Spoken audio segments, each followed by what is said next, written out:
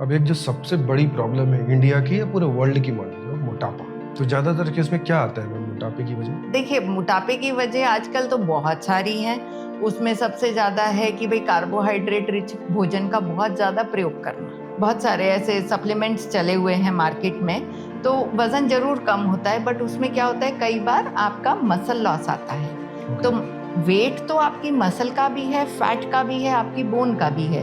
अब आपने यदि मसल लॉस कर दिया तो आपका वेट तो कम मिलेगा, बट ये वेट सस्टेनेबल नहीं होता।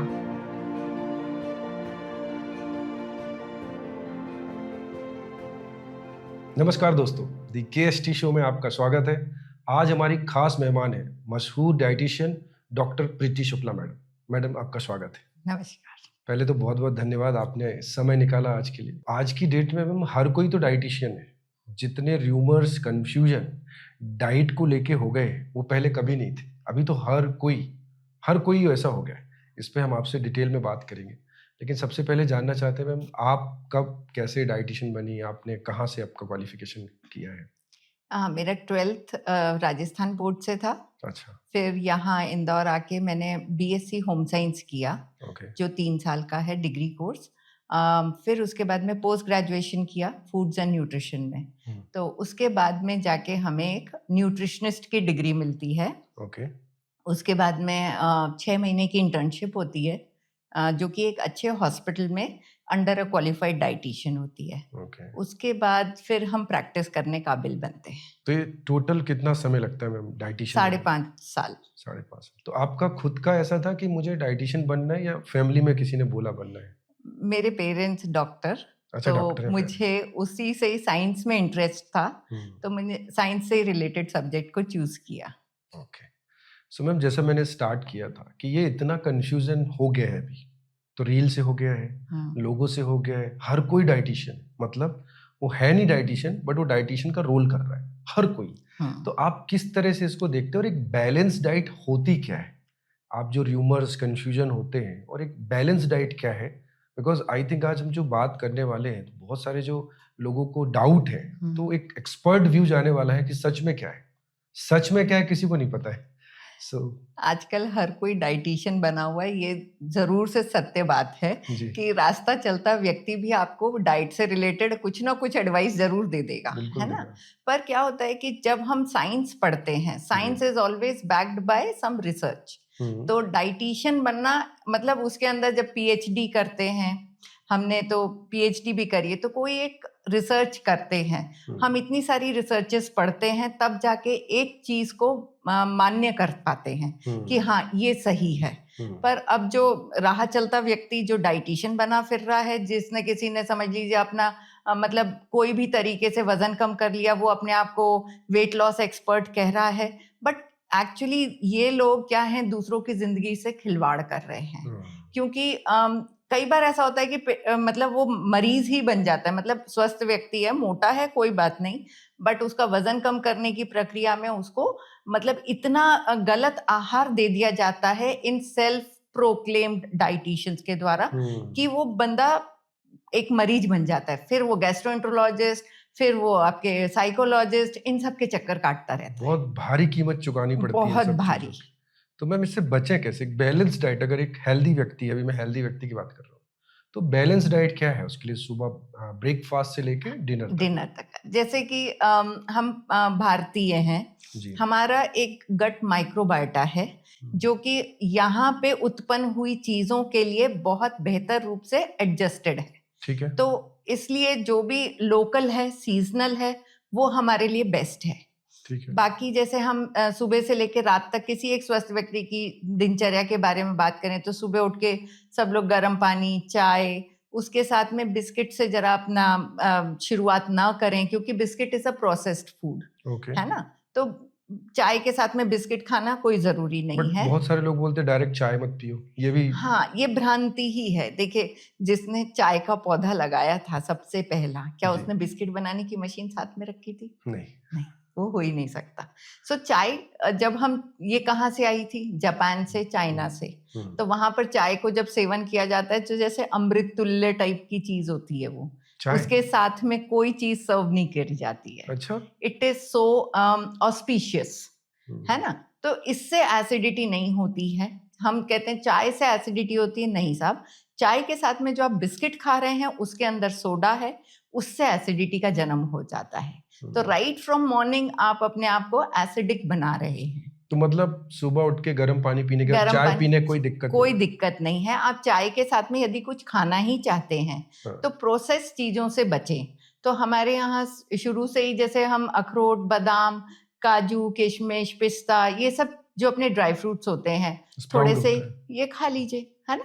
फिर उसके बाद में आपको एक नाश्ता करना चाहिए। नाश्ते में अब कई लोग दूध के सेवन को मना करने लग गए हैं, जबकि इसका कोई एक वैलिड रीजन नहीं है।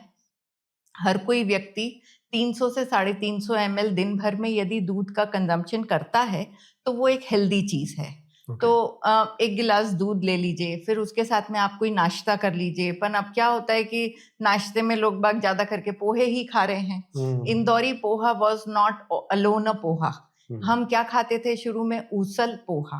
तो ऊसल इज योर स्प्राउट्स, जो पहले उसमें डाल के ही दिए जाते थे पोहे में। तो it adds to your protein. अब वो प्रोटीन फैक्टर तो सबने गायब कर दिया, उसके ऊपर सेव लोड करके खा रहे हैं। हाँ, अब तो बहुत सारा सेव डाल के तो दे रहे हैं। उससे क्या हुआ कि आपने अपने जो पारंपरिक खाना था उसको डिस्टॉर्ट कर दिया, यानी उसको विकृत रूप कर दिया है। ठीक है। तो ये अब कार्बोहाइड्रेट रिच हो गया और उसमें ट्रांस फैट्स आ गए। जो सेव है इसको हम क्या बोलते हैं, ये धमनियों को, मतलब इसके अंदर एथेरोस्क्लेरोसिस करने के लिए सबसे ज्यादा रीजन इसी का आता है कि सेव नहीं खाइए।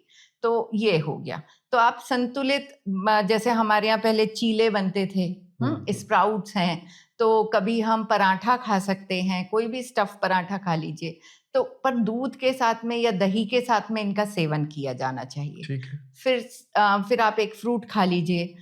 देन आपका लंच है, तो लंच में एक पारंपरिक भारतीय भोजन शैली में क्या क्या होता था कि भाई दही की एक कटोरी है, दाल की एक कटोरी है, फिर सब्जी है, सैलेड है, और फिर आपका चपाती एंड राइस है। तो ये फुल मील बनता है और ये बैलेंस्ड है। यानी कि इसमें 5 फूड ग्रुप्स आ रहे हैं। तो ये बैलेंस कहलाता है। अभी क्या हो गया है कि एक तो महिलाएं अपने कामकाजी होने के चक्कर में आधा खाना बनाते हैं, जैसे कि रोटी सब्जी का खाना एक टाइम पे हो गया और फिर दाल चावल रात में बना रहे हैं, बट एक ही टाइम पे कंप्लीट मील किसी को नहीं मिल पा रहा है। तो ये एक बीमारियों की सबसे बड़ी वजह सामने आती है। फिर शाम के समय में चाय ले सकते हैं, चाय के साथ में थोड़े भुने चने वगैरह खा लीजिए। पर ये बिस्किट्स के ऊपर जाना और ये पिज्जा, पास्ता, मैगी, बर्गर, ऐसी वाली चीजें, जो भी चीजें हम पैकेट से खोल के खा रहे हैं वो अधिकतर प्रिजर्वेटिव रिच हैं, तो उससे हमारी गट को प्रॉब्लम होती है। फिर डिनर है, तो अगेन डिनर में भी कंप्लीट मील होना चाहिए। तो ऐसा नहीं है कि हल्का खाने का मतलब ये नहीं था कि आप दलिया और खिचड़ी ही खाएं। अच्छा, लेकिन अभी बोल रहे हैं कि नाइट में जो आप खा रहे हो, पहले तो खाना ही बंद कर दो 40 के बाद, और अगर आप खा भी रहे हो, बहुत सारे मैंने देखा, इवन बड़े बड़े एक्सपर्ट बोल रहे हैं, अगर आप खा भी रहे हो तो बहुत हल्का खाओ, हो सके तो दाल पी लो, कभी सैलेड खा लो।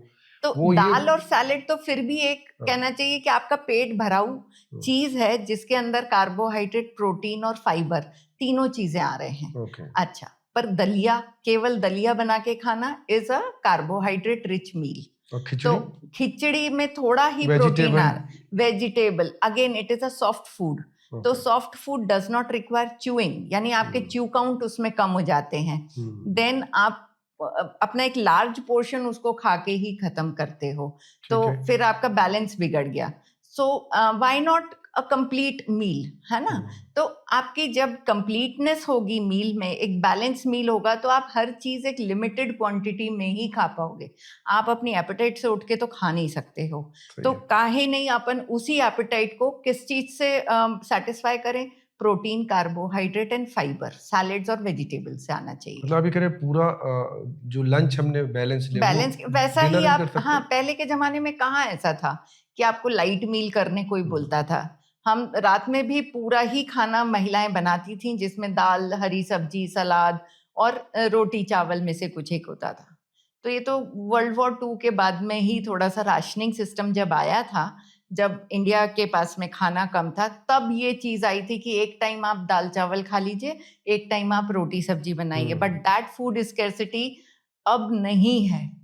अब भी लोग बाग इसी चीज को चलन में ले आए हैं, तो ये गलत हो गया है। इसी कारण ओबेसिटी और डायबिटीज इनके मरीज बढ़ रहे हैं।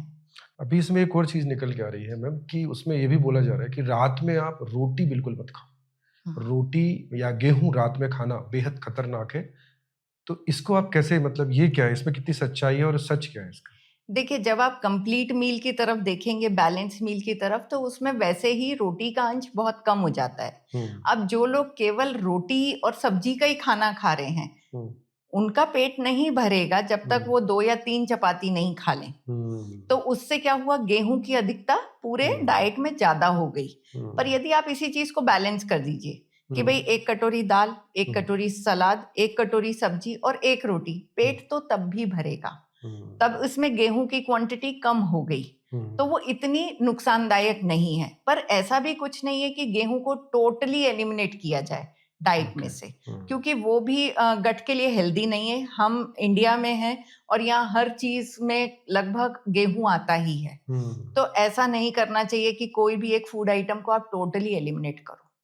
बैलेंस होना चाहिए, मतलब बैलेंस कितना करना है। थोड़ा सा खाइए पर ले लीजिए। अभी आपने चाय की बात की थी, तो उस पर एक और कंफ्यूजन है कि कितनी चाय पी। कई लोग बहुत सारी चाय पीते हैं। हाँ। कोई डर से नहीं पी रहा है कि चाय, मतलब किसी से भी बात करेंगे ना तो सबसे पहले होता है चाय बंद करो।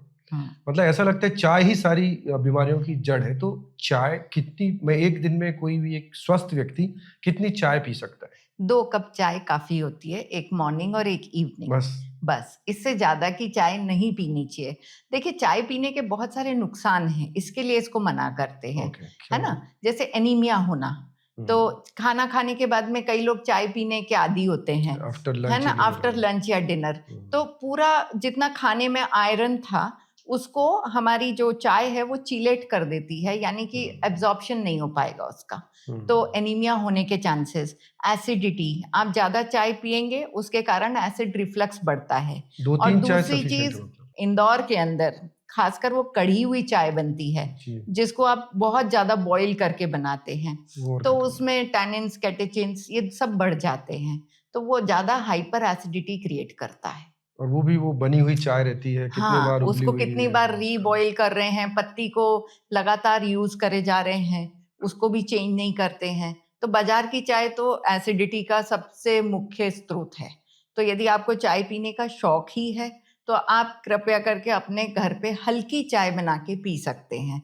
शक्कर का प्रयोग हर बार की चाय में आपको ऐड होके मिलेगा, तो आप उसमें क्या कर रहे हैं, शुगर की एक्सेस कैलोरीज ले रहे हैं। 1 कप चाय 100 कैलोरी से कम होती ही नहीं है। अच्छा, 1 कप चाय? 1 कप चाय। तो अब आप काउंट कर लीजिए, हमारी दिन भर की कैलोरी रिक्वायरमेंट ही कितनी रहती है, 1500-1800। उसमें से आप 4-5 कप चाय पी गए तो आपने 500 कैलोरी का तो सेवन कर लिया, और जिसके कारण आपको कोई न्यूट्रिएंट्स नहीं मिल रहे। ये एक और प्रॉब्लम है। हाँ।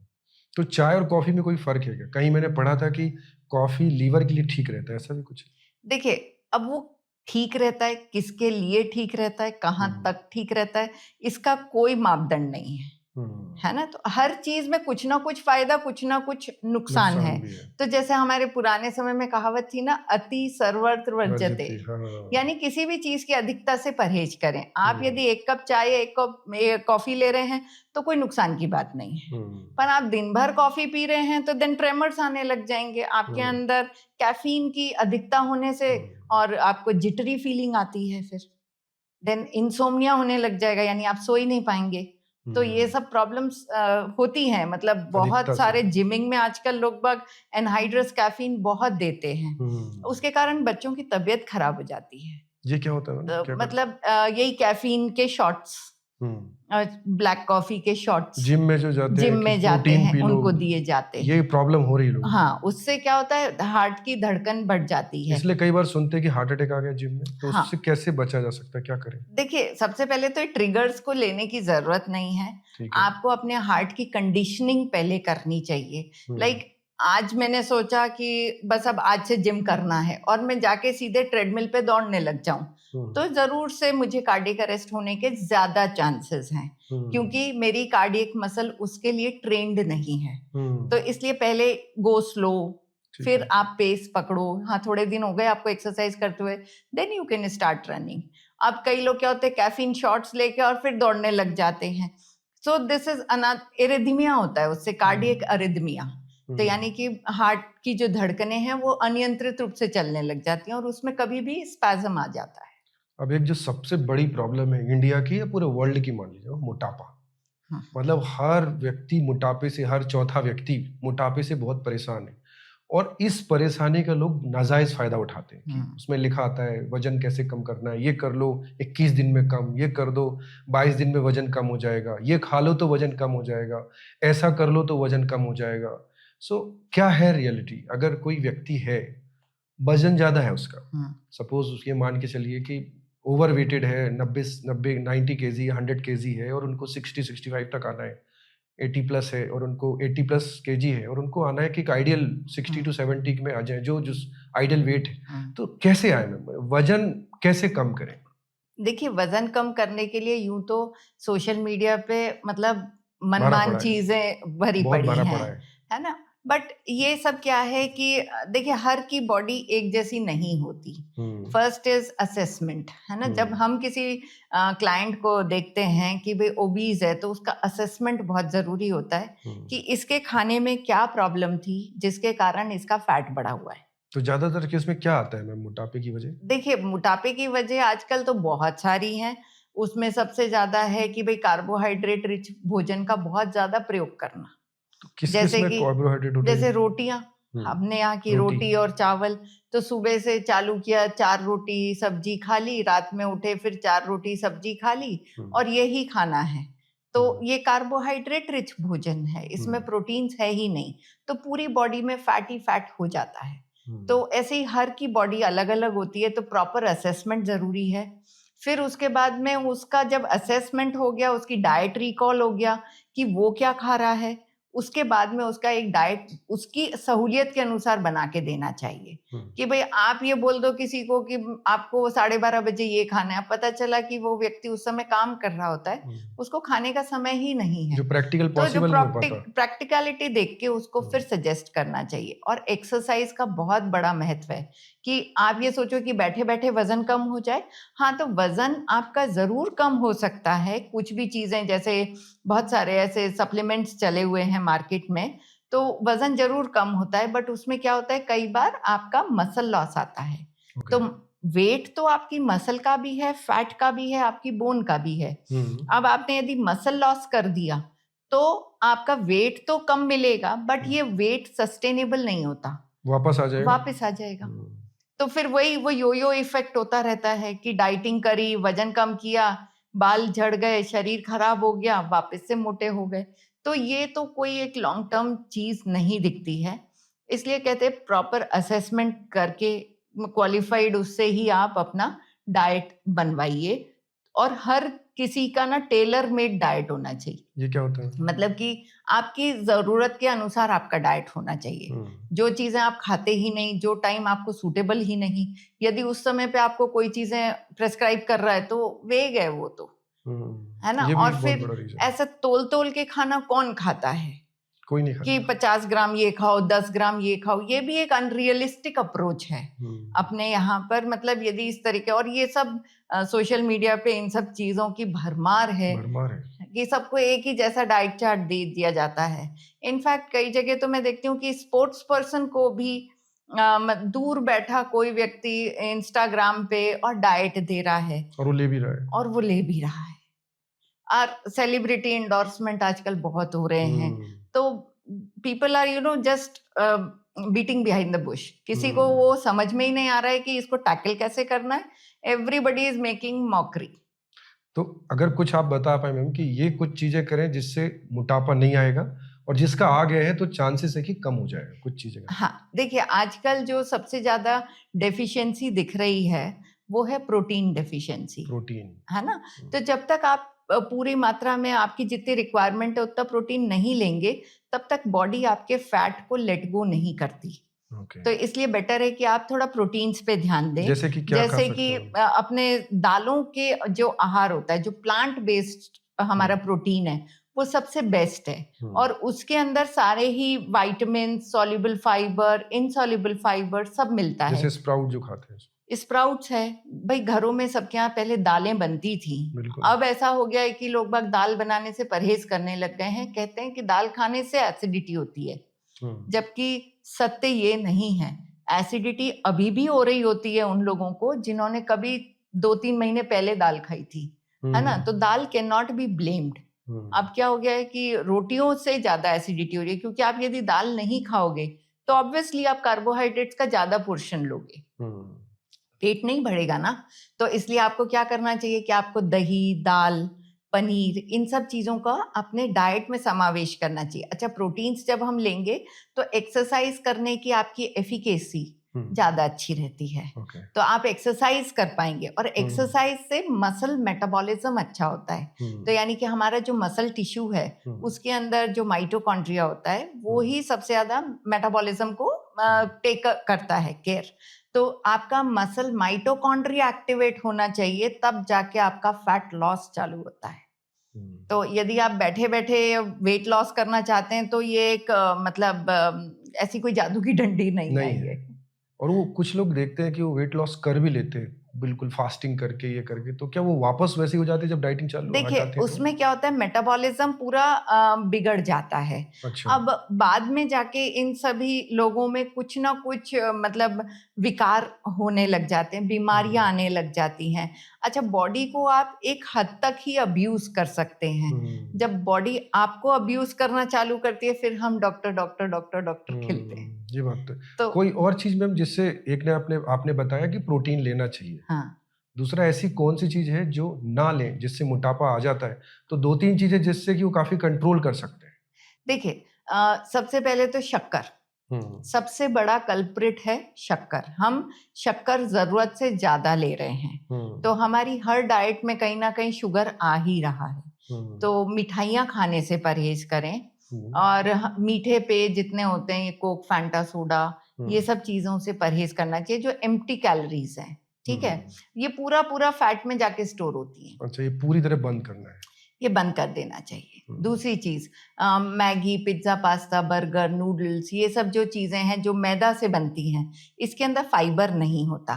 तो फाइबर नहीं होने से ये गट को बहुत ज्यादा इन्फ्लेमेटरी टाइप का कर देती है, यानी गट में विकार पैदा कर देती है। तो इन्फ्लेमेटरी बैक्टीरिया बन जाते हैं। उसके कारण क्या होता है कि ओबेसिटी और लीकी गट दोनों होने लग जाते हैं। कुछ एक बच्चे जो अभी मतलब जो गैस्ट्रोएंटरोलॉजिस्ट जो रेफर करते हैं, तो 11 साल 12 साल के बच्चों में सीलिएक टाइप की डिजीज होने लग गई है, जो कि जन्मजात होती है वैसे तो, ये क्या होता पर जैसे जिनको गेहूं नहीं पचता, अच्छा, है ना, तो ये जन्मजात प्रॉब्लम थी। पर अब क्या हो गया है, इसके जो सिम्टम्स हैं ये एक्वायर्ड भी होने लग गए हैं। जैसे जिस बच्चे ने अपनी गट को बहुत ज्यादा अब्यूज किया हुआ है, समझ लो कि पूरा टाइम उस बच्चे ने जिद कर करके मैगी, पास्ता, नूडल्स ये सब ही खाया है, 11-12 साल की उम्र तक आते आते इन लोगों में गट डिस्बायोसिस चालू हो जाता है, और फिर ये इन लोगों को कुछ भी चीज नहीं पचती, लाइफ टाइम प्रॉब्लम है फिर ये प्रॉब्लम। तो ये पेरेंट्स को देखना पड़ेगा, ये पेरेंट्स को देखना चाहिए कि देखिए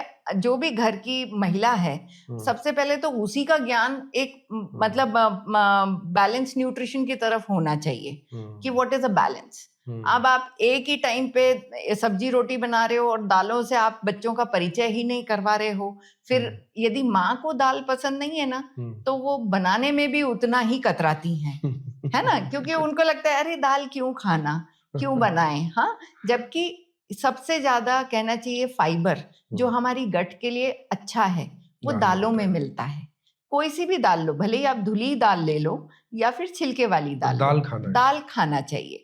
फिर दही से मतलब उनका इंट्रोडक्शन ही नहीं होता है बच्चों का, कर्ड ही नहीं खा रहे हैं, तो इतना भी अवॉइडेंस नहीं रखना चाहिए ना। मतलब आप बैलेंस मील पहले बच्चों को इंट्रोड्यूस करो, फिर सभी माता पिता जैसा खाना खाते हैं बच्चा वैसा ही खाना खाता है। बिल्कुल सही तो है। इस चीज को हमें आज से ही प्रैक्टिस में लाना चाहिए। तो गृहिणियां सबसे ज्यादा कहना चाहिए इस चीज के लिए रिस्पॉन्सिबल हैं कि वो अपने बच्चे को क्या खिला रही हैं। कई बार बच्चा नहीं मानता, बहुत जिद कर रहा है, तो कुछ अगर अलाउ कर सकते हैं, घर पे बना सकते हैं। हम भी बच्चे से ही बड़े हुए हैं। हमारे माता पिता ने कैसे हमको डील किया था, हमारे टाइम पे वो दौर तो अलग था मैडम। वो दौर अलग था। पर अब भी पेरेंट्स तो हमेशा पेरेंट्स ही रहेंगे। आज को आप उनको वही गंदी चीज सर्व करेंगे, कल को वो बीमार होंगे, तो बच्चे क्या बोलेंगे कि आपने उस समय क्यों नहीं ध्यान दिया। सही है मैम। आप मना करते, आप हर जगह तो अपनी अथॉरिटी यूज करते हो, पढ़ाई से हर चीज में, बच्चा कहाँ खेलने जाएगा, बच्चा कौन सी क्लासेस जाएगा, हर जगह पेरेंट्स की अथॉरिटी होती है। Why not in food then? Food तो सबसे इंपॉर्टेंट है। यदि बच्चा सही खाना खाएगा तो ऑब्वियसली उसका एकेडमिक परफॉर्मेंस बहुत अच्छा रहता है। बिल्कुल सही। तो इसलिए बच्चों से घबराना नहीं है। हाँ, आप रिवॉर्ड के जैसा उनको दे दें कि चलो आज आपने ये अच्छा काम किया है तो हम आपको ये चीज खिला सकते हैं। और जो हम भी पार्टी करते थे बचपन में, होटल तब भी होते थे, तो कब जाते थे? रोज जाते थे क्या? नहीं। हम कब जाते थे? हफ्ते में एक बार। तो हफ्ते में एक दिन चलेगा? हफ्ते में एक दिन चलेगा। अब यहाँ क्या हो रहा है? Every day.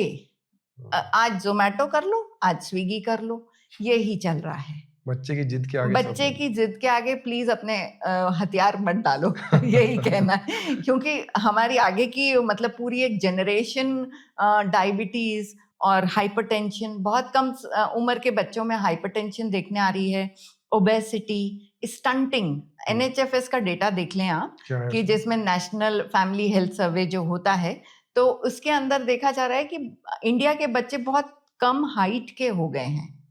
Because of dieting? Diet सबसे बड़ा रोल प्ले करती है। तो ये पूरे वर्ल्ड का आया है, उसमें इंडिया में प्रॉब्लम? इंडिया का ही है ये। उसकी मेन प्रॉब्लम ये है उनकी डाइट, जो अभी हम देखते हैं बड़ी कॉमन प्रॉब्लम है। हाँ, कि हाइट नहीं बढ़ रही, हाइट नहीं, उसके लिए फिर ट्रीटमेंट हो रहा है अलग। हाँ, तो भाई पहले से आप जैसे एक पौधा है, आप उसको सही से खाद पानी डालेंगे तो पौधा बहुत अच्छा फ्लरिश करता है। सही है। और यदि आप खाना ही ढंग का, मतलब उसका खाद पानी नहीं अच्छा डाल रहे हैं, तो पौधा भी नाटा रह जाएगा। तो वही चीज बच्चों के साथ में भी है। जिन माताओं को आज चिंता हो रही है कि बच्चे की हाइट नहीं बढ़ रही है, तो आप उनको फीड अच्छा कीजिए ना। आप क्यों ये सोशल मीडिया पे जो मतलब भ्रांतियां फैली हुई हैं उसके अनुसार चल चल के नॉर्मल डाइट से ही बहुत दूर हो गए हैं। लाइक एवरीबडी, जो रात का खाना जो आजकल चल रहा है, इंदौर में एक प्रैक्टिस बताती हूँ, या तो हम तो आज बहुत अच्छा खाते हैं, क्या खाते हैं? पाव भाजी। रात में हम इडली सांभर खाते हैं, रात में हम सैंडविच और सूप लेते हैं, रात में हम ये लेते हैं। क्यों भैया, आपके परदादा लोगों ने ये खाना खाया था क्या? नहीं। तभी ऐसे क्या बदल गया? हाँ, इट इज से imbalanced. It was never meant. से आप पाव भाजी खाइए, बट पाव भाजी कहाँ का भोजन है? ये पंजाब साइड का भोजन है, ठीक है। और उसके साथ में क्या मिलता था वहां पर? एक बड़ा ग्लास लस्सी का। वो तो हमारे यहाँ रात को दही देते ही नहीं। सही है। तो आपने उसका प्रोटीन गायब कर दिया, तो आपने पूरी एक मील को क्या कर दिया? डेफिसिट कर दिया इन प्रोटीन्स। तो आप ग्रोथ कैसे उसे एक्सपेक्ट कर सकते हैं? और एक और बात है मैम कि ये जो मोटापा है वो जेनेटिक होता है क्या? पेरेंट्स को है तो बच्चों को भी होगा? यस, होगा ही होगा। ओबी जीन होता है। तो इसको रोक सकते हैं कि बच्चे को ना वैसा कुछ कर सकते हैं? क्या कर सकते हैं? देखिए, physical activity, okay, that is the main this reason कि हम एक्टिव ही नहीं हैं। और अब तो आजकल जॉब्स भी ऐसी हो गई हैं कि जिसमें आपको 12-12 घंटे एक ही कुर्सी पे बैठे रहना है। सो फिजिकल लेबर बिल्कुल खत्म हो गई है। दैट इज द रीजन कि आजकल कहते हैं कि जिम जाना चाहिए, कि आप एक्सरसाइज तो कुछ ना कुछ करिए, जिससे कि आपकी मसल माइटोकॉन्ड्रिया एक्टिवेटेड रहे। और यदि आप सीडेंटरी लाइफस्टाइल में आते हैं तो वही मसल आपकी वो खाना ही खाना बंद कर देती है, एक तरह से सारा ग्लूकोज अपटेक बंद कर देती है, तो ओबीज हो जाते हैं। तो first thing is feed yourself properly, then exercise. मतलब जेनेटिक भी ऐसा नहीं है कि वो अच्छा जो है अपना हेल्थ नहीं रख सकता। अगर वो मोटापा आ भी गया जेनेटिक, तो वापस वो हेल्दी रह सकता है, ठीक हो सकता है व्यक्ति। Health is always say monitored कि भाई आप कितने उसको, मतलब जो हम आपको एडवाइसेस देते हैं उसको कितना कंप्लायंस आपका है, ठीक है, उस पर डिपेंड करता है। कागज पे लिख देने भर से किसी का ओबेसिटी कम नहीं होने वाली है। So who has to work? The client has to work on it, कि भाई आपको हम इतना अच्छा खाना लिख के दे रहे हैं, सो आप खाइए एंड फिर एक्सरसाइज कीजिए, definitely you will have results. और फिर उसमें क्या है, आपकी हेल्थ बेटर होगी, rather than losing your health in terms of कि भाई हम ailments में आ गए कि हमारे बाल ही झड़ गए, हमारी स्किन में मतलब कहना चाहिए चमक ही चली गई, ये सब डाइट की वजह से होता है। ये सब डाइट की वजह से होता है। गलत टाइप की डाइट आप फॉलो कीजिए और आप उसके दुष्परिणाम खुद भुगतिए वाले। एक और जो सबसे बड़ी बीमारी है अपने देश में, इवन सबसे ज्यादा होती भी जा रही है और बढ़ रही है, वो है diabetes and BP, high BP. तो ये भी क्या डायरेक्ट डाइट से रिलेटेड है? देखिए, डायबिटीज होती तो कहना चाहिए कि एक हमारा जीन इसके लिए रिस्पॉन्सिबल है। हमारा पैलेट, हमारा जो खान पान है भारतीय, वो कार्बोहाइड्रेट रिच रहा है शुरू से, तो इसके कारण हम इस चीज के लिए प्रोन तो हैं ही। दूसरा, फिजिकल एक्टिविटी बहुत कम हो गई है, तो इसलिए भी डायबिटीज आजकल यंग अडल्ट्स में भी देखने को मिलती है। Like they are sitting for their job, computer पे काम कर रहे हैं 10-10 घंटे, 12-12 घंटे, हिल ही नहीं रहे हैं, तो ऐसे में इन लोगों को डायबिटीज ज्यादा होने का खतरा होता है, because they are not moving. तो ये एक रीजन है। और फिर हमारे जो जेनेटिक्स हैं वो भी कहना चाहिए एक जीन थ्योरी है इसमें कि जो हमारे यहाँ फैमिन बहुत पड़े थे, है ना, तो हमारा जेनेटिक जो एनवायरनमेंट है वो इसी तरीके का बन गया है कि जो कुछ खाया उसको बॉडी स्टोर करना पहले जानती है रादर देन खर्च करना। तो जब वो स्टोरिंग मोड में आ जाती है तब फैट डिपोजिशन बढ़ता है और इसके कारण डायबिटीज होती है। तो हमारे यहाँ का जीन ही ऐसा है। तो क्या कैसे अवॉइड कर सकते हैं? डाइटिंग का क्या लेना देना? डाइटिंग इन द सेंस कि भाई एक तो मीठा कम खाना है, अपने को प्रसाद जैसा खाना है, ठीक है। अब दूसरी चीज की एक्टिविटी सबसे ज्यादा इम्पोर्टेंट है। हम एक्टिव तो रहें, आपको 10 घंटे काम करना है फाइन, पर आप 1 घंटा अपने लिए फिजिकल एक्टिविटी के लिए जरूर निकालें, तो हम इससे बच सकते हैं। ऐसा होता है कि हम डायबिटीज को रेमिशन स्टेज में भी ले आते हैं। जैसे कोई व्यक्ति हमारे पास में आया 30-33 की एज का है और उसको रिसेंटली डायग्नोज हुआ है कि उसको डायबिटीज हो गई है। So then with diet, exercise, following a mindful eating, कि भाई आप बाहर भी जा रहे हो तो क्या खाओ, उससे क्या होता है कि ये बच्चे रेमिशन की स्टेज में आ जाते हैं। मतलब they no longer have diabetes but they are not even free from diabetes, है ना। तो ऐसा नहीं है कि आज डायबिटीज नहीं आई है तो हम भरपल्ले फिर से मीठा खा लें और हमें कुछ नहीं होगा, नहीं, दिस इज रॉन्ग। आपको हमेशा ही माइंडफुल ईटिंग को प्रैक्टिस करना ही पड़ेगा once you have been diagnosed with diabetes. तो रेमिशन इज पॉसिबल। रिवर्सल पे अभी काम चल रहा है कि कितने साल में जाके ये जीन थ्योरी भी हमारी चेंज हो सकती है, या हमारे अंदर का जो जेनेटिक एनवायरनमेंट है वो इस चीज को अडेप्ट कर सकता है। तो इसके ऊपर अभी रिसर्चेस चल रही हैं। So maybe sometime we will be able to reverse diabetes, but खान पान का ध्यान तो हमेशा ही रखना पड़ेगा। क्या लेट नाइट डिनर करना भी एक प्रॉब्लम है? यस, वो सबसे ज्यादा ही किस तरह से इम्पैक्ट डालता है बॉडी में? देखिए, पूरा खाना जो है और आप सो रहे हैं हैवी खाना खा के, तो ये सब मेटाबॉलिज्म उस समय सबसे स्लो रहता है, तो फैट डिपोजिशन की जो कहना चाहिए एनवायरनमेंट ज्यादा बिल्डअप हो जाता है। तो आप जो भी खाते हैं वो काफी हद तक फैट में स्टोर होता है। पर अब बच्चे जो हैं जो यूएस के टाइम जोन के लिए काम कर रहे हैं, सो उन लोगों का तो ईटिंग पैटर्न ही पूरा चेंज हो गया है और इस कारण उनमें हाइपर एसिडिटी और ये वाली समस्याएं ज्यादा देखने को मिल रही हैं। तो टाइम जोन आप किसी के लिए भी काम करें, पर अपना खुद का सर्केडियन रिदम आप फॉलो करें कि जैसे हमारा 8 बजे 9 बजे तक का डिनर हो जाना चाहिए। फिक्स टाइम है कि 8 बजे 9 बजे कब कर ले? देखिए, हर फैमिली का एक अलग अलग रूटीन है। प्रैक्टिकली क्या मैम, जो जॉब में या बिजनेस में वो 6 बजे तो खाना नहीं खा सकते? नहीं खा सकते हैं। मतलब जैसा आपने शुरू में ही बोला था कि लिख देने से तो नहीं होगा, प्रैक्टिकली कोई पॉसिबल टाइमिंग कि हाँ आप 8 बजे तक या 9 बजे तक खा तो भाई जैसे आप यदि खाना 8 बजे खा रहे हैं या 9 बजे भी खा रहे हैं, भाई आप जब अपने ऑफिस से आएंगे तभी खा पाएंगे, बिल्कुल। पर उसके बाद में 1.5 घंटा आपको जागे रहना है और फिर आप खाना खाने के बाद में 20 से 25 मिनट वॉक कर लें, तो इससे हम पोस्ट प्रांडियल ग्लूकोज एक्सकर्शंस को कम कर सकते हैं। 20-25 मिनट का वॉक करना, कम से कम 1.5-2 घंटे जागना है, उसके बाद सो सकते हैं। फिर सो सकते हैं, तो फिर कोई दिक्कत नहीं फिर कोई दिक्कत नहीं है। अच्छा, हेवी नहीं खाना है। हेवी से मतलब ऐसा है कि बहुत ज्यादा तला गला मसाले वाला खाना नहीं खाना चाहिए। नॉन वेज वेज का भी कुछ है मैम, मोटापा या किसी भी तरह की डिसीज के लिए रिस्पॉन्सिबल? देखिए, नॉन वेजिटेरियन पॉपुलेशन अपने यहाँ काफी है, तो ऐसा नहीं है कि सारा नॉन वेज मोटा ही कर देगा। उसके कुकिंग के स्टाइल पे भी बहुत डिपेंड करता है। देखिए, नॉनवेज में खुद का फैट भी होता है, उसकी मसल में जो भी हम नॉन वेजिटेरियन प्रोडक्ट ले रहे हैं उसकी मसल में उसका भी फैट है।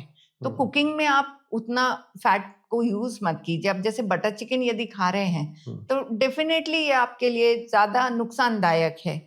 और यदि आप फिश की एक रेसिपी खा रहे हैं जो कि केवल ग्रेवी में बनी हुई है और उसमें भी कोई ज्यादा प्याज लहसुन अदरक ऐसा कुछ भी नहीं है, ज्यादा तला मसाला नहीं है, तो it is a healthy dish because it is serving you with protein, है ना। प्रोटीन तो मटन में भी और चिकन में भी आ रहा था, बट ग्रेवी से आपने उसको इतना लोड कर दिया, उसके अंदर कैलोरीज इतनी रिच हो गई कि वो अनहेल्दी हो गया, साइड इफेक्ट ही होने वाला है। अभी एक और चीज आ रहा है, बहुत चल रहा है, वो मल्टीविटामिन। इसका मल्टीविटामिन खा लो, ये मल्टीविटामिन खा लो, मतलब सप्लीमेंट का जमाना है, सब कुछ सप्लीमेंट पे आ गया है। तो इसका क्या इम्पैक्ट है? ये लेना चाहिए या हमें अपना जो प्रॉपर डाइट है वो लेना चाहिए? देखिए, सबसे पहले तो यही जरूरी है कि आप प्रॉपर डाइट ही लें। पर मान लीजिए किसी को विटामिन डी और विटामिन B12 ये सबसे ज्यादा कहना चाहिए आजकल कमी ज्यादा पाई जाती है इनकी, है ना। तो इनका यदि ऐसा है आपको कम हो गया है तो इसका आप सप्लीमेंट ले लीजिए, बट अननेसेसरली पूरा टाइम सप्लीमेंट्स पे ही जमे रहना वो जरूरी नहीं है। So once you have seen कि भाई आपका विटामिन डी लो है, आप उसका एक जो डोसेज है वो पूरा कीजिए, recheck it, if it is sufficient then आप डाइटरी सोर्सेज से विटामिन डी को लीजिए। ये दोनों ही हैं जो B12 और विटामिन डी, हाँ, ये सबसे ज्यादा कम मिलते हैं। और विटामिन डी का तो इसीलिए है कि भाई हम सूरज के उसमें जाते ही नहीं है।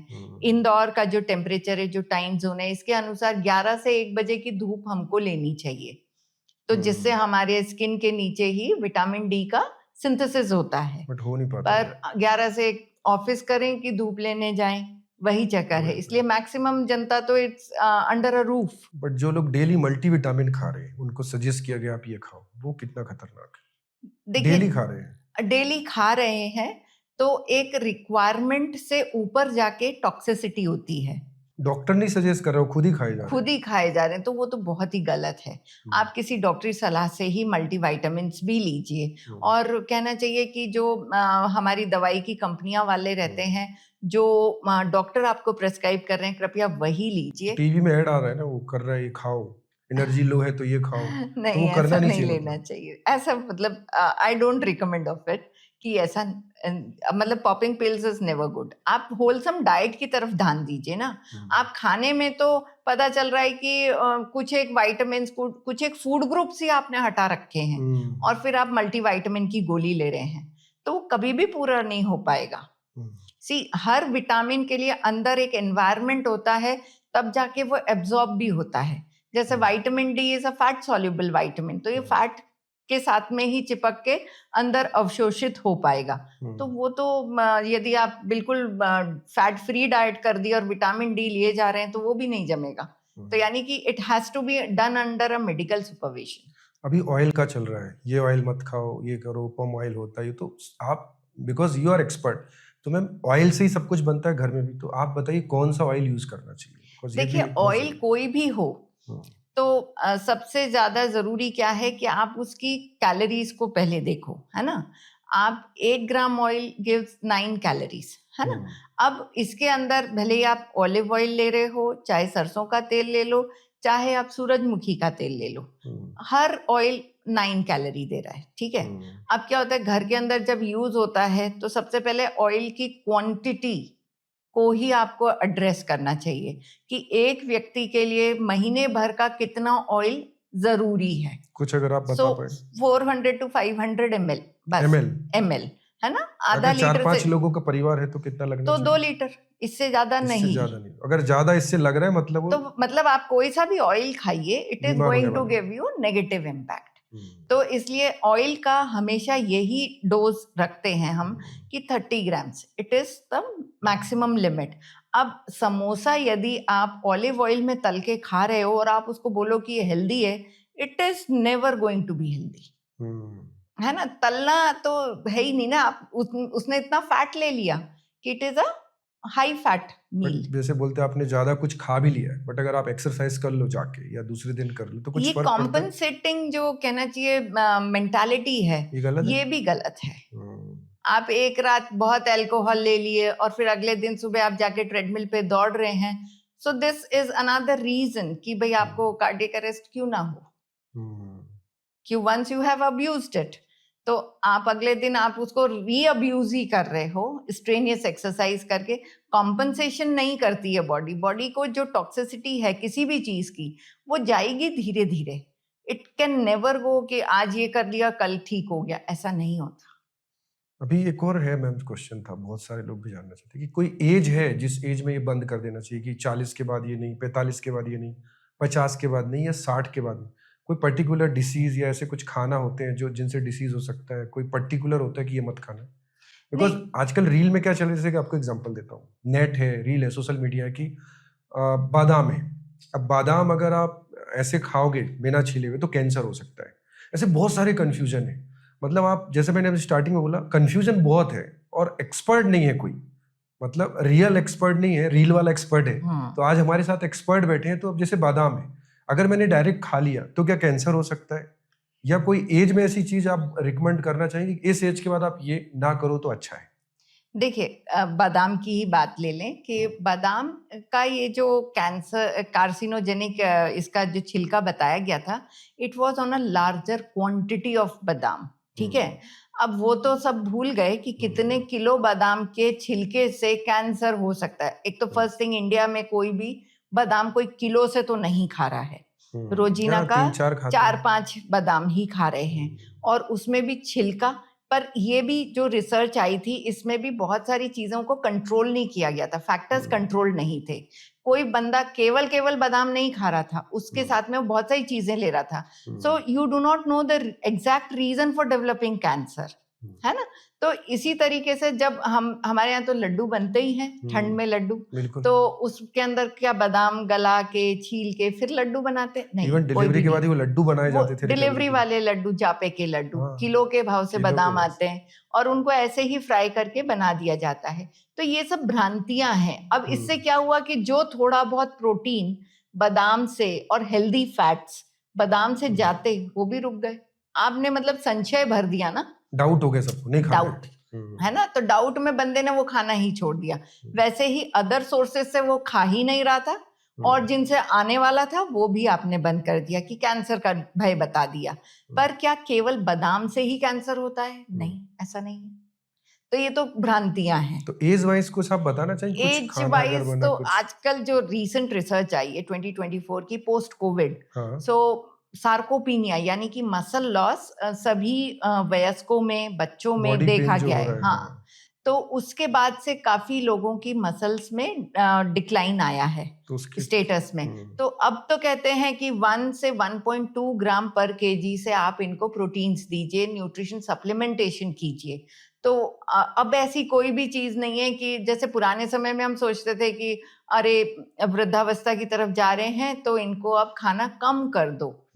नहीं, आप उनका खाना सही रखो, बैलेंस डाइट दीजिए, ताकि उनको फॉल फ्रैक्चर्स नहीं हो, ठीक है, उनकी मसल मास अच्छा बना रहे, तो उन लोग अपने डेली एक्टिविटीज बराबर से कर सकें। क्या होता है, खाना कम करने से उनकी मतलब जो शारीरिक क्षमता है वो भी कम हो जाती है। तो फिर ये लोग अपना कॉन्फिडेंस लूज करते हैं, गिर भी जाते हैं, तब इनको ज्यादा प्रॉब्लम्स आती हैं। तो बेटर है कि डाइट एक एज फैक्टर के अकॉर्डिंगली, जैसे हम एक हैरिस बेनेडिक्ट इक्वेशन है जिससे हम किसी का भी BMR कैलकुलेट करते हैं और फिर उसके बाद में उसका कैलोरी, प्रोटीन, फैट ये डिसाइड करते हैं। तो उसमें एक एज का फैक्टर है, बट उसमें भी जब भी हम देखते हैं कि कोई 70-75 कितना भी हो, तो कोई उसका कैलोरी रिक्वायरमेंट 500-800 कभी भी नहीं आता है। ओके। तो हमारे यहाँ क्या कहते हैं कि नहीं, आप बूढ़े हो रहे हैं तो खाना हल्का कर दीजिए। हल्का कर दीजिए। पता चला उनको पूरा टाइम दलिया, पूरा टाइम खिचड़ी। अरे किसी को कोई प्रॉब्लम है, नहीं चबा पाते, तो आप दलिया खिचड़ी दे सकते हैं। जिनके मुंह में दांत नहीं है तो उनको आप दलिया खिचड़ी दे सकते हैं। बट जो एक नॉर्मल है, आजकल तो 80 तक में भी अच्छे हेल्दी जीरियाट्रिक पॉपुलेशन है। मतलब हेल्दी डाइट होती है, कोई हेल्दी एज से होना कोई लेना चाहिए, देना नहीं। एज से नहीं। हाँ, तला गला नहीं खाना चाहिए, तो राइट फ्रॉम डे वन नहीं खाना चाहिए। वो किसी एज से वो लेना किसी देना। एज से रिलेटेड मैम, नहीं है। कोविड की आपने बात की, तो कोविड के बाद मतलब ये कॉमन प्रॉब्लम है जो आजकल सुनते हैं, हाथ पैर दर्द हो रहे, मसल्स पेन हाँ, है। Muscle loss. देखिए, कोविड जब आया था तो उस समय उसने सबकी मसल्स पे अटैक किया था कि जैसे कि हमें तो कोविड हुआ है, तो जैसे हम एक सीढ़ी तक नहीं चढ़ पा रहे थे। जो तो हम 1-1 घंटा जिम करते हैं तो वो हम एक सीढ़ी नहीं चढ़ पा रहे हैं। तो लाइक कितना मसल उसने अटैक किया था। और वो जो डिप्रिवेशन उस समय आया, तो कई लोगों ने अभी तक भी उसके ऊपर कोई वर्क नहीं किया है। तो घुटने में दर्द, पैरों में दर्द, ये सब बना ही हुआ है। उसका इम्पैक्ट अभी भी उसका इम्पैक्ट अभी क्या भी करें है। मैम जिससे वो ठीक तो हो कुछ? तभी हम लोगों ने गाइडलाइंस निकाली थी इंडिया के लिए, जिसके अंदर हमने कहा था कि 1.2 से 1.5 ग्राम प्रोटीन इन लोगों को देना चाहिए पर डे, उनकी बॉडी के वेट के अनुसार। तो जैसे 70 किलो का कोई व्यक्ति है तो उसको 82-85 ग्राम्स तक प्रोटीन देना चाहिए, तब जाके उसकी मसल में रिकवरी आई। तो ये कब तक लेना चाहिए मैम? और ये लेते रहना चाहिए कि जब तक आपको अपनी पैरों में दर्द वर्द का एहसास बिल्कुल बंद ना हो जाए। मतलब it will take 3 months, 6 months, 3 months, 4 months, इतने में तो काफी हो जाता है। उस समय ले लेते हैं, अभी भी ले लें तो भी आपके पैरों का दर्द खत्म होता है। और ये जो थाई मसल है हमारी, ये शरीर की सबसे बड़ी मसल है। यहाँ पर सबसे ज्यादा एक्सचेंजेस चलते हैं। तो यहाँ पर जब हम मसल ही कम हो जाती है तो एक्सचेंजेस कम हो जाते हैं। लाइक इसमें ग्लूकोज की बर्निंग भी कम हो जाती है। तो इन लोगों में शुगर्स के बढ़े आने की संभावना ज्यादा हो गई है। तो सार्कोपीनिया, जिसको हम बोलते हैं मसल लॉस, ये मेन रीजन आ रहा है आजकल कि डायबिटीज इन यंग अडल्ट्स। ये डायरेक्ट डाइट से रिलेशन है इसका। हमें अपने ऊपर मतलब वर्किंग तो करनी ही चाहिए कि डाइट में भी आप प्रोटीन एक्स्ट्रा लें और एक्सरसाइज भी जरूर करें। मैम, एक और सवाल था, बहुत सारे लोग मोटापे की वजह से, मोटापा आता है तो कई बार लोग कंट्रोल नहीं होता तो उसको एक्सेप्ट नहीं कर पाते, जबकि मोटापे के साथ भी जिंदगी जी जा सकती है, ऐसी कोई बड़ी बात नहीं है। पूरी कोशिश की लेकिन उसने मोटापा कम नहीं कर पाया, तो लोगों ने क्या किया, सर्जरी कराना चालू किया। बहुत सारे लोग ने सर्जरी, जहाँ जरूरत थी तो ठीक है, बट वो फैशन बन गया क्योंकि मुझे शेप में आना है, अच्छा दिखना है।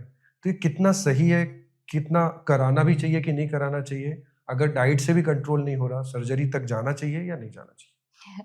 अब बहुत ही अच्छा सवाल है। देखिए, इंडिया की स्टार्टिंग पायनियर डाइटिशियंस फॉर बेरियाट्रिक्स, उसमें मैं हूँ। अच्छा। और इंडियंस के लिए गाइडलाइंस भी हमने ही बनाई हैं कि भाई सर्जरी के बाद में कैसा हो आपका आहार। ठीक है, तो पेशेंट्स जो सुपर ओबीज हैं, जिनका बीएमआई समझ लीजिए 39, 30, हमारे यहाँ तो अभी जो डेटा है 32.5 के ऊपर के जितने भी व्यक्ति हैं सुपर ओबीज में गिन रहे हैं, तो उसमें हाँ, इन लोगों को बेरियाट्रिक सर्जरी करा लेनी चाहिए। ठीक है, अब उससे क्या होता है कि इनका वजन थोड़ा कम होता है सर्जरी के बाद में, तो ये थोड़े से एक्टिव हो सकते हैं। अब समझ लीजिए कोई 180-200 किलो का व्यक्ति है, तो उससे तो कुछ भी आप एक्सपेक्ट ही नहीं कर सकते कि वो कुछ चल पाएंगे, है ना। घुटने भी जवाब दे देंगे, हम इनको कोई भी एक्सरसाइज नहीं करवा पाएंगे। तो ऐसे लोगों में जिनमें कि मेटाबॉलिक इश्यूज भी हैं, जैसे कि डायबिटीज हो, ब्लड प्रेशर हो, कोई कार्डियोवैस्कुलर इलनेस भी आ रही है, फैटी लिवर है, तो ऐसे लोगों में सर्जरी बेहतर है कि आप उसका थोड़ा 50-60 किलो वजन कम कर दीजिए सर्जरी से, और फिर उसको आप अपने रिजीम में लगाइए कि हाँ, वो डाइट और एक्सरसाइज को मतलब कंप्लाई कर पाए, उसको फॉलो कर पाए, और फिर वो अपना वजन कम कर सके। तो उसके कोई साइड इफेक्ट होते हैं? साइड इफेक्ट्स, देखिए इस सर्जरी के कुछ एक साइड इफेक्ट्स होते हैं। शुरू में तो वॉमिटिंग आना एक सिंपल सा है। हाँ, सप्लीमेंटेशन, जैसे हम पिल्स की बात कर रहे थे, तो सप्लीमेंटेशन इन लोगों में बेहद जरूरी है। कि आप विटामिन सप्लीमेंटेशन लीजिए, विटामिन B12 का, डी का, इसका, और अपने डॉक्टर से 3-3 महीने में जाके मिलते बहुत रहे। ध्यान रखना पड़ेगा। बहुत ध्यान जैसा रखना आपने बोला, पड़ता है। अगर वेट बहुत ही ज्यादा है, 150 है, 200 है, तो जाना चाहिए। सिर्फ दिखने के लिए नहीं करना चाहिए, अगर प्रॉब्लम नहीं हो तो जाना चाहिए। अब एक और बात है, जैसे सोशल मीडिया में हम लोग क्वेश्चन देखते हैं, एडवाइस देखते हैं, तो ऐसी एडवाइस लेके आपके पास भी बहुत सारे लोग आते होंगे। हाँ। तो मेनली आपके पास किस तरह के लोग आते हैं जिसमें आपको लगता है कि यार ये क्या हो गया, मतलब ये क्या नई चीज आ गई? मेनली आप क्या फेस कर रही हैं और सजेस्ट करती हैं? मैं बेसिकली सोशल मीडिया की किसी भी भ्रांति का जवाब देती ही नहीं हूँ। Please ask the same person. क्योंकि मैं यदि वहां पर ये भ्रांतियां क्लियर करने बैठी तो मेरे यहाँ तो भीड़ हो जाएगी। मुझे तो पेशेंट देखना है। सो इट्स थिंक कि हाँ, क्वालिफाइड है कि नहीं, आई जस्ट आस्क देम। आपने इसके क्वालिफिकेशंस चेक किए थे क्या, जिसको आप फॉलो कर रहे हैं, जिसकी भी आप एडवाइस लेके मेरे पास में आए हैं? सो फर्स्ट थिंग इज, आप उसके क्रेडेंशियल्स देखिए, फिर आप आइए, ठीक है? और हाँ, सोशल मीडिया का कोई भी व्यक्ति जो आपको मतलब ऑनलाइन बैठ के डाइट और ये सब दे रहा है, तो क्या आप उसको, यदि आपके साथ में कभी कुछ गलत हो जाए, कैन यू स्यू हिम? नहीं कहाँ होता है, पाओगे, वो तो है ही नहीं, है ना? तो इसीलिए क्वालिफाइड लोग जो हैं अपनी डिग्री लेके अपनी क्लिनिक रख के बैठे हैं। You can always come to us. ये नहीं हो रहा है, ये हो रहा है, फाइन, हम उसके लिए आपसे डिस्कशन करेंगे और फिर आपको आपके मतलब मन मुताबिक, आपके हैप्पीनेस के अकॉर्डिंगली आपको डाइट सजेस्ट कर देंगे। लोगों में बहुत कंफ्यूजन तो रहता होगा। कंफ्यूजन तो रहता है। तो और कई लोग आके मतलब उनके तो ज्ञान चक्षु ही खुल जाते हैं, क्योंकि जरूरी है कि भाई एक क्वालिफाइड व्यक्ति जो आपको बोल रहा है उसका आपका इम्पैक्ट अलग रहता है, और एक वे कोई कुछ भी, अच्छा, कोई लॉजिकल रीजनिंग नहीं है, कोई रिसर्च नहीं है। So every statement of hours is backed by science. तो यानी कि उसके ऊपर कुछ रिसर्च की गई है, तभी हम उसको एक स्टेटमेंट बोलते हैं। मैम, अगर आपसे कोई सलाह लेना चाहता है, एडवाइस लेना चाहता है, तो आप कहाँ बैठते हैं, कहाँ मिल सकते हैं, और क्या टाइमिंग है आपका? मेरा साकेत स्क्वायर पे, साकेत अमर दर्शन बिल्डिंग में क्लिनिक है, तो मैं 11 बजे से 7 बजे तक वहीं बैठी रहती हूँ। मैम, और आप कुछ एडवाइस करना चाहते हैं लास्ट में, डाइटिंग को लेके आप क्या कहना चाहते हैं? डाइटिंग नहीं कीजिए, प्रॉपर खाना खाइए, खाने से मत डरिए। लोग बाग कम खाने की वजह से ज्यादा मोटापा झेल रहे हैं, रादर देन यदि हम उसको प्रॉपर डाइट दे दें तो ऑटोमेटिकली वेट कम होने लग जाता है। तो सबसे बड़ा टेक तो यही होना चाहिए, टेक होम मैसेज कहना चाहिए कि डाइट लीजिए, प्रॉपर बैलेंस डाइट लीजिए। कोई एक फूड ग्रुप को टोटली एलिमिनेट मत कीजिए, और कोई एक फूड ग्रुप को बहुत सारा भी मत खाइए। तो इसलिए आपको बैलेंस की सबसे ज्यादा जरूरत होती है। मतलब डाइटिंग नहीं, बैलेंस डाइट लीजिए। Thank you so much ma'am, आपने समय निकाला, उसके लिए बहुत बहुत धन्यवाद। तो दोस्तों, आज हमने देखा डाइटिंग नहीं, बैलेंस डाइट करना है, और इसका फायदा उठाइए। आज मैम ने सारी चीजें बताई हैं, सारे डाउट कंफ्यूजन दूर किए हैं, इसको समझिए। और अगर मैम से और डिटेल में बात करनी है तो आप मैम से जाके मिल सकते हैं। Thank you.